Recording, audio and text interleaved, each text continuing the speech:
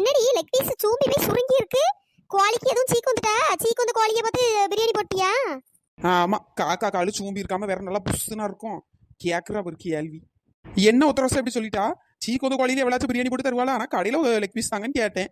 அவன் தந்ததுல உனக்கு இப்படி வந்திருக்கு, அதுக்கு நான் என்ன பண்ண முடியும்? அப்படியா? சரி சரி. அக்கா என்னடி உன் வாயில இருந்து காக்கா வயசு வருது?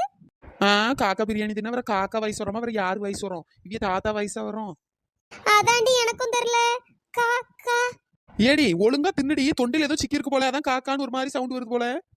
அப்படிதான் நினைக்கேன் சின்ன பொண்ணு. காக்கா செல்லத்தாய்க்கா, இது சிக்கன் மாதிரி இல்லல? ஆமாடி, சிக்கன் மாதிரி இல்ல, கொஞ்சம் வித்தியாசமா தான் இருக்கு.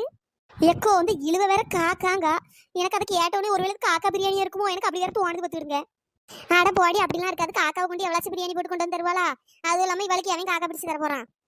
ஆமாக்கா, அதுவும் கரெக்ட் தான். சரி, இருந்தாலும் கொஞ்சம் டேஸ்ட் வித்தியாசமா தான் இருக்கு. எந்த கடையில போய் சிக்கன்